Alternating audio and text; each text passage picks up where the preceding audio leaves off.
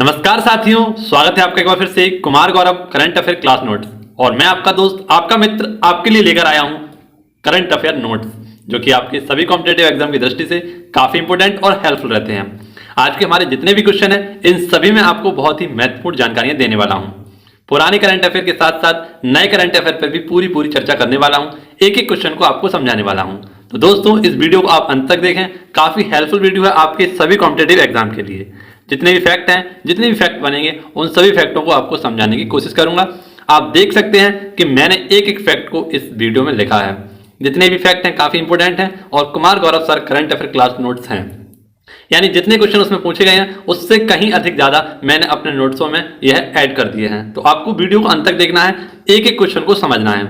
सभी क्वेश्चन मैं बार बार नहीं कहूंगा, काफी इंपॉर्टेंट है। ठीक है दोस्तों, बहुत इंपॉर्टेंट है। आप पूरी वीडियो को अंत तक अवश्य देखें। छोटी सी वीडियो है, आप पूरा देख सकते हैं, क्योंकि आपका जो परीक्षा है वो काफी नजदीक है और आपको अब करंट अफेयर पढ़ने की बहुत ही ज्यादा जरूरत है। तो इस करंट अफेयर वीडियो में ही आपके पिछले करंट अफेयर की जितने भी क्वेश्चन हैं उन सभी को मैं धीरे धीरे करा रहा हूं। तो बस आपको इस वीडियो को पूरा अंत तक देखना है और कमेंट बॉक्स में मुझे बताना है कि आज की वीडियो आपको कैसी लगी। पहला ही क्वेश्चन हमारी परीक्षा की दृष्टि से काफी इंपॉर्टेंट है और आपके लिए आज इसमें आप देख सकते हैं कितना सारा मैं मटेरियल आपके लिए लेकर आया हूं। Sustainable transport system award. तो हाल ही में सस्टेनेबल ट्रांसपोर्ट सिस्टम अवार्ड किसे दिया गया है? केरल को दिया गया है। किसके लिए? तो परिवहन सुविधा की बेहतर सुविधा उपलब्ध कराने के लिए इसे यह सस्टेनेबल ट्रांसपोर्ट अवार्ड 2021 दिया गया है। किसके द्वारा दिया गया है? तो आवास एवं शहरी विकास मंत्रालय के द्वारा यह पुरस्कार दिया गया है, क्योंकि कोच्चि मेट्रो के लिए इन्होंने क्या किया है? परिवहन सुविधा में उपलब्धता हासिल की है और इसको बढ़ावा दिया है। ठीक है दोस्तों, इसीलिए इन्हें सस्टेनेबल ट्रांसपोर्ट सिस्टम अवार्ड दिया गया है। अब ये केरल को दिया गया है, तो केरल से संबंधित कुछ फैक्ट हम देखते हैं। स्पेशल जानकारियां हैं, सीधे सीधे क्वेश्चन पूछे जाते हैं। यहाँ के मुख्यमंत्री हैं पिनरई विजयन। यहाँ के गवर्नर हैं यानी कि राज्यपाल हैं यहाँ के आरिफ मोहम्मद खान। यहाँ की कैपिटल है तिरुवनंतपुरम। लोकसभा सीटों की संख्या की बात करें तो 20 है। राज्यसभा सीटों की संख्या बात करें तो 9 है। विधानसभा सीटों की संख्या बात करें तो 140 प्लस 1।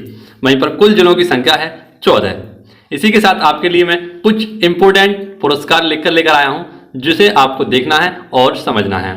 तो दोस्तों, आप देख सकते हैं प्रमुख पुरस्कार। इसमें लोकमान्य तिलक पुरस्कार यह साइरस पूनेवाला को दिया गया है, जिन्होंने सीरम इंस्टीट्यूट जो कि पुणे में स्थित है इसकी स्थापना की थी।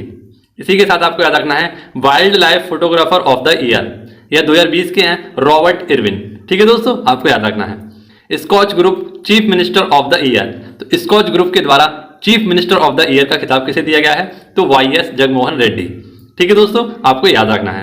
वहीं पर आपके लिए एक शॉर्ट नोट में लिख के लेकर आया हूं, world photographer of the year, यह अवार्ड किसे दिया गया है? तो एलेजेंड्रो प्रीतो को यह अवार्ड दिया गया है। ठीक है दोस्तों, आशा करता हूं आपको यह क्वेश्चन काफी अच्छे से समझ में आया होगा। नेक्स्ट क्वेश्चन जो है, इसमें भी आपको नई शिक्षा नीति और हरियाणा से संबंधित कुछ इंपोर्टेंट प्रश्न बताने वाला हूं, तो इसे आप देखिए। आप दोस्तों देख सकते हैं क्वेश्चन हमारा मुफ्त शिक्षा। तो हाल ही में आपको पता है हरियाणा में एक सुपर 100 कार्यक्रम चल रहा है और इसी के तहत कक्षा 9 से कक्षा 12 की जितनी भी छात्राएं हैं उन सभी को मुफ्त शिक्षा के लिए बात कही गई है। कहां पर? हरियाणा में। दोस्तों, यहां पर किसी भी प्रकार का कोई शुल्क नहीं लगेगा, यानी शिक्षा से संबंधित किसी प्रकार का कोई भी शुल्क नहीं लगेगा। यानी कि 9th से 12th तक की जितनी भी सरकारी स्कूल की छात्राएं हैं उन सभी को मुफ्त शिक्षा प्रोवाइड की जाएगी। ठीक है दोस्तों, आशा करता हूं आपको यह क्वेश्चन समझ में आ रहा होगा। अब देखते हैं हरियाणा आया है तो हरियाणा से संबंधित कुछ स्पेशल फैक्ट। इनमें हम बात करें तो हरियाणा की स्थापना कब हुई थी? 1 नवंबर 1966 को। यहाँ के प्रेजेंट टाइम में सीएम है मनोहर लाल खट्टर और यहाँ के प्रेजेंट टाइम पर गवर्नर है सत्यदेव नारायण। ये आपको फैक्ट इस क्वेश्चन से याद रखने हैं। वहीं पर यदि हम बात करें शिक्षा से संबंधित कुछ अन्य प्रश्नों की, तो न्यू एजुकेशन पॉलिसी 2020 लागू की गई है, जिसमें शिक्षा मंत्री हमारे कौन है? धर्मेंद्र प्रधान। यह 34 वर्ष बाद नई शिक्षा नीति लागू की गई है। किसकी सिफारिश पर? तो आपको पता है कस्तूरी रंगन समिति की सिफारिश पर न्यू एजुकेशन पॉलिसी 2021 जारी की गई है। सबसे पहले न्यू एजुकेशन पॉलिसी कब आई थी? तो 1968 में, उसके बाद 1986 और उसके बाद आई थी 2020 में। ठीक है दोस्तों, अगर हम बात करें कि नई शिक्षा नीति को लागू करने वाला पहला राज्य कौन था, तो वह था कर्नाटक और सेकंड राज्य हाल ही में बना है जिसका नाम है मध्य प्रदेश। ठीक है दोस्तों, एक स्पेशल नोट आपको याद रखना है। इसमें आपको याद रखना है इंटरनेशनल सोलर अलायंस, यानी कि अंतरराष्ट्रीय सौर संयंत्र, इसका जो हेडक्वार्टर है वह कहां पर है? गुरुग्राम हरियाणा में, और इसकी स्थापना कोप 21 से हुई थी। और ISA इसके हेड है प्रेजेंट टाइम में अजय माथुर। ठीक है दोस्तों, यह क्वेश्चन आपके लिए काफी इंपॉर्टेंट और हेल्पफुल रहेगा। अगला क्वेश्चन जो आने वाला है हमारा, उसमें मैं आपको UN यानी यूनाइटेड नेशन से संबंधित जितने भी इंपॉर्टेंट फैक्ट हैं सभी लिखकर लेकर आया हूं। तो इस क्वेश्चन को भी आप पूरा देखने की कोशिश करें और समझने की कोशिश करें। काफी सिंपल वे में मैंने आपको एक एक क्वेश्चन को समझाने की कोशिश की है, तो इसी हिसाब से आपको सभी क्वेश्चनों को समझना है। यदि आपको कोई भी डाउट होता है इन नोट्सों को समझने में, तो आप मुझे मेरे टेलीग्राम चैनल पर पर्सनली मैसेज कर सकते हैं और बता सकते हैं कि सर यह क्वेश्चन आज मेरे समझ में नहीं आया था, प्लीज मुझे एक बार पुनः से यह क्वेश्चन समझा दीजिए। तो मैं आपको विस्तार पूर्वक उस क्वेश्चन को समझाऊंगा और आपको बताऊंगा कि क्या क्या इसके फैक्ट रह सकते हैं। ठीक है दोस्तों, तो आप हमारे टेलीग्राम चैनल को जरूर ज्वाइन कर लें। टेलीग्राम चैनल यहीं पर आपको मिल जाएगा, जिसकी लिंक मैंने दे दी है। अब देखते हैं क्वेश्चन नंबर 3, संयुक्त राष्ट्र दिवस। यह UN डे कब मनाते हैं? तो प्रत्येक 24 अक्टूबर को UN डे मनाते हैं। अब UN क्या होता है? तो संयुक्त राष्ट्र संघ। इसकी स्थापना क्यों की गई थी? तो आपको पता है कि पूरे विश्व में सेकेंड वर्ल्ड वॉर चल रहा था, और इसी के कारण क्या हुआ, काफी जन धन और माल की हानि हो रही थी। और इसी को कम करने के लिए, या आगे भविष्य में ऐसा कुछ ना हो जिसमें जन धन की हानि हो, और इसी को कम करने के लिए क्या हुआ था, तो 24 अक्टूबर 1945 को UN की स्थापना की गई थी। ठीक है दोस्तों, कब? तो 24 अक्टूबर 1945 को UN की स्थापना की गई। पूरे विश्व में शांति स्थापित करने के लिए UN की स्थापना कर दी गई। अब देखा जाए तो सर्वप्रथम जब इनमें देशों की संख्या थी, तो सदस्य देशों की संख्या थी 51। अब इन 51 देशों में से पोलैंड के द्वारा हस्ताक्षर करने से मना कर दिया गया था। ठीक है दोस्तों, इंपॉर्टेंट फैक्ट है। काफी अच्छे माध्यम से मैंने पूरी UNO के लिए एक स्पेसिफिक वीडियो बना दी है। यदि आप उसे देखना चाहें तो उसकी लिंक भी मैंने आपको नीचे दे दी है, उसे जाकर आप देख सकते हैं। एक एक पॉइंट, एक एक प्रश्न मैंने आपको कराया है उस वीडियो में। ठीक है दोस्तों, यहाँ पर हम शॉर्ट में समझ लेते हैं UNO। ठीक, क्योंकि यह UNO किसी भी परीक्षा में बन सकता है, और आगामी जितनी भी पिछली परीक्षा हुई हैं उन सभी में एक ना एक क्वेश्चन संयुक्त राष्ट्र संघ से बना है, इसलिए हमारा यह क्वेश्चन इंपॉर्टेंट है। बात करें इसके मुख्यालय की, तो इसका मुख्यालय न्यूयॉर्क में है। मैनहट्टन ड्यू हडसन नदी के किनारे इसका मुख्यालय स्थित है। अब प्रेजेंट टाइम में हम बात करें तो कुल सदस्य देशों की संख्या है हमें 193 यानी 193, और इसका 193वां देश है वह है दक्षिणी सूडान। इसके प्रेजेंट टाइम में हेड है एंटोनियो गुटारेस, जो कि पुर्तगाल के हैं। ठीक है दोस्तों, यह आपको याद रखना था। अब बात करें UN के कुल 6 अंग हैं, जिसमें महासभा, न्यायालय यानी अंतर्राष्ट्रीय न्यायालय, सचिवालय, सामाजिक आर्थिक परिषद, न्याय परिषद और सुरक्षा परिषद। बात करें यदि सुरक्षा परिषद में, तो सुरक्षा परिषद में कुल सदस्यों की संख्या है 15, जिसमें यदि हम बात करें 10 कैसे हैं अस्थायी सदस्य और 5 कैसे हैं स्थायी सदस्य। इन्हीं अस्थायी सदस्यों में हाल ही में भारत इंडोनेशिया के स्थान पर क्या हो गया है, शामिल हो गया है 8वीं बार। और यहाँ पर बात करें 5 देश, तो यह है वीटो पावर। ठीक है दोस्तों, ये वीटो पावर होती है, यानी कि इसमें 5 देश शामिल हैं जो स्थायी सदस्य देश हैं। तो इतने सारे फैक्ट आपको UNO से याद रखने हैं। आपका एक ना एक प्रश्न इस क्वेश्चन से बनने वाला है।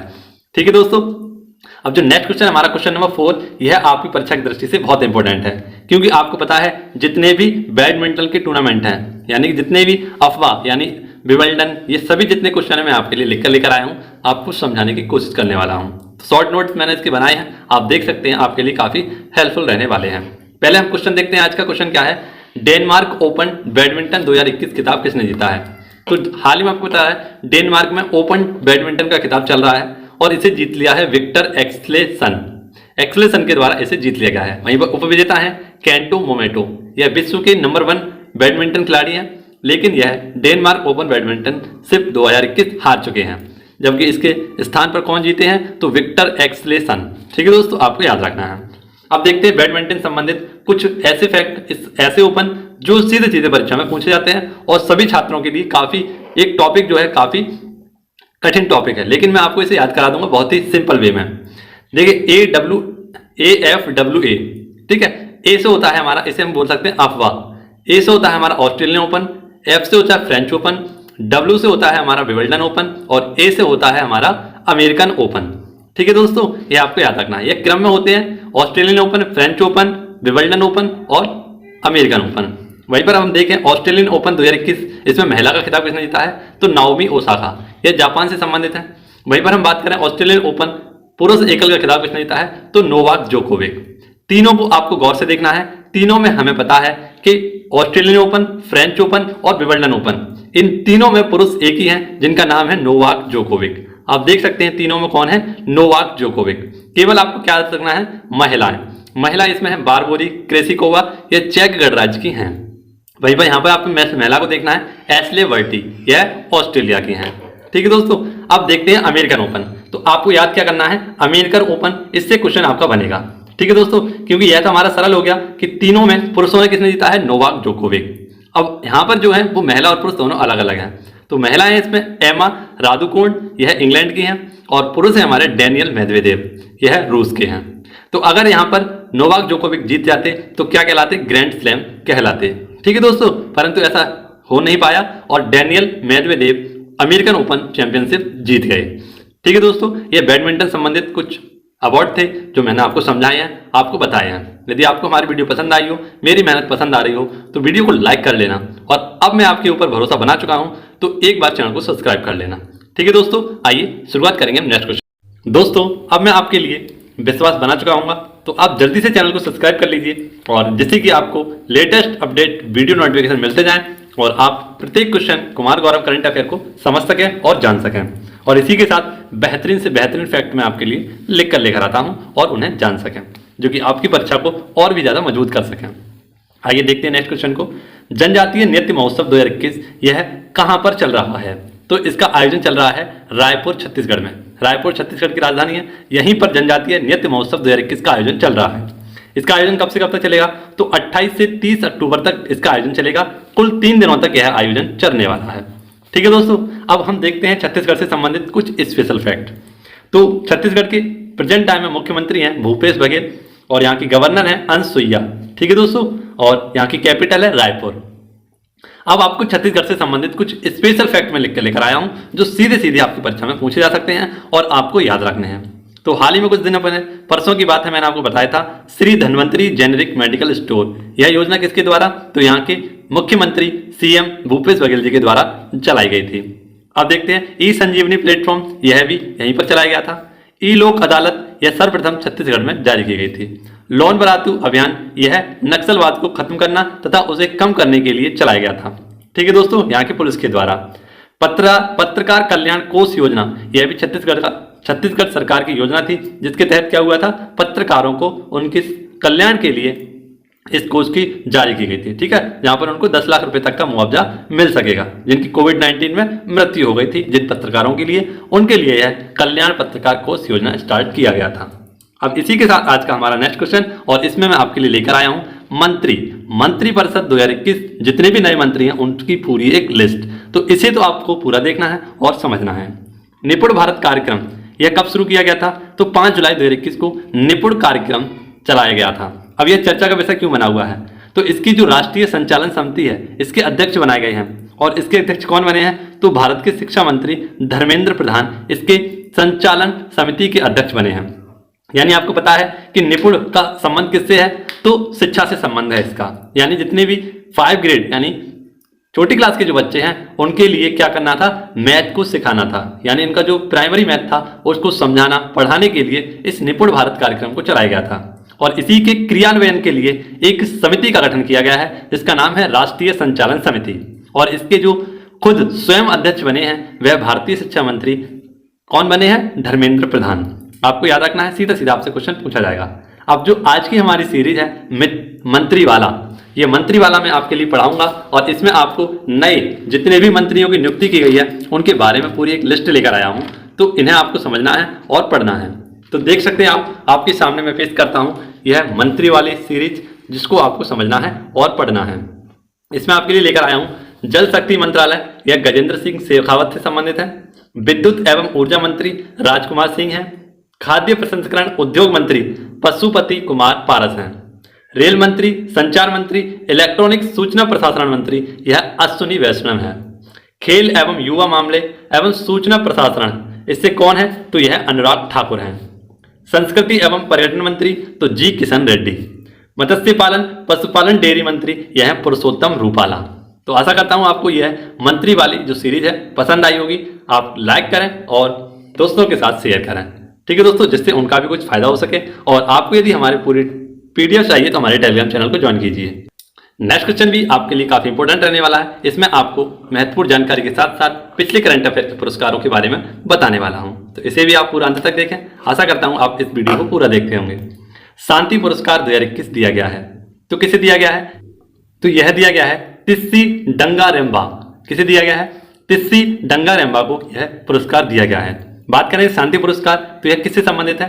तो इसका फुल नाम है जर्मन शांति बुक ट्रेड पुरस्कार। ठीक है दोस्तों, जो किसे दिया गया है? तिस्सी डंगारेम्बा को दिया गया है।